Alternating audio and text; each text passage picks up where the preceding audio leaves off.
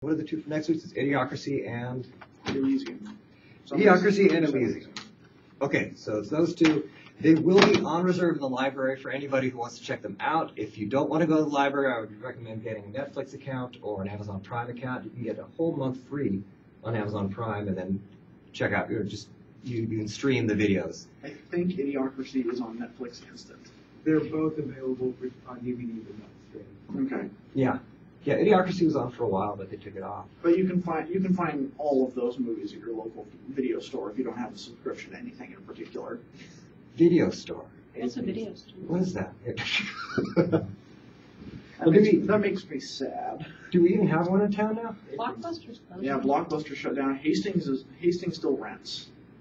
Mm-hmm. And there's Tiger Town and Ephrata as well. Oh, and there's also Redbox. Redbox. Redbox probably has Elysium. Yeah. It's because it's still a relatively new release. Mm-hmm. You can rent movies through Safeway. Oh, that's true. Yeah. All right. So the point is there is access to these, and I put them in here because I wanted to lighten up the reading load. So I would really like it if people did watch them. I tried to make them varied enough so that some of them are funny and some of them are horribly tragic, and the other ones are horribly tragic. And not a lot of dystopian fiction with happy endings, is there?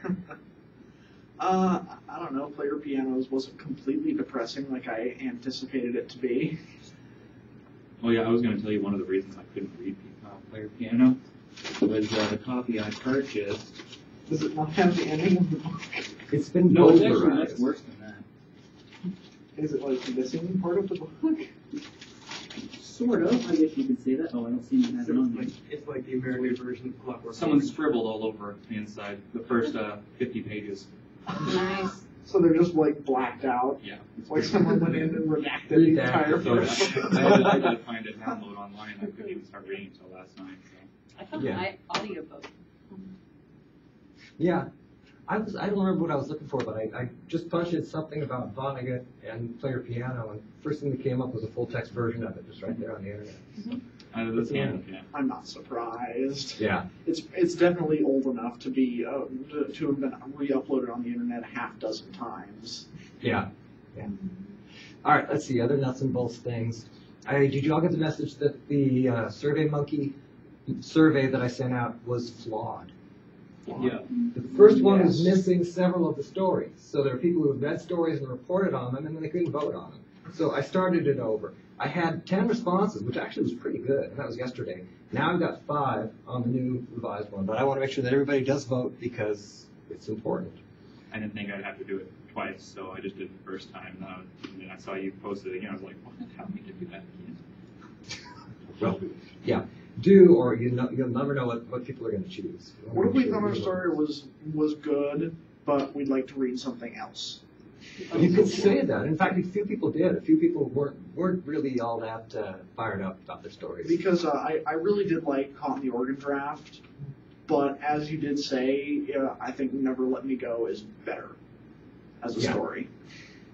And that's the things, the themes, they keep repeating, and unless somebody's doing something really novel with it, the genetic engineering and organ harvesting thing oh wait, I'm not supposed to say that about Never Let Me Go, sorry. I actually watched the movie on that. I don't know Yeah. how close it is to the read the book. book when it first came out. From what I've Baby heard, Murder.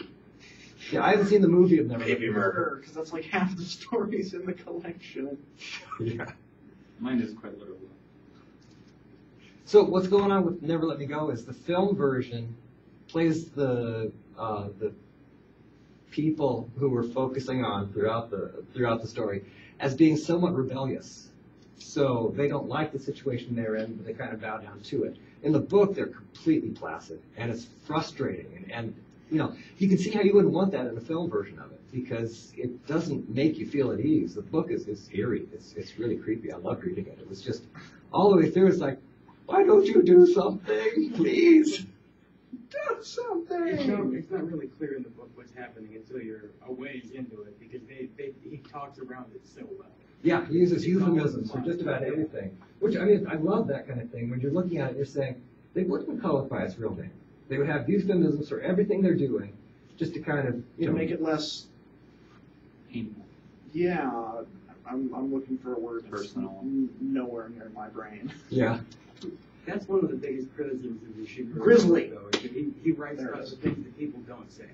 And when he doesn't say them, he just makes it up in the air. And it's a positive criticism and a negative criticism. Yeah.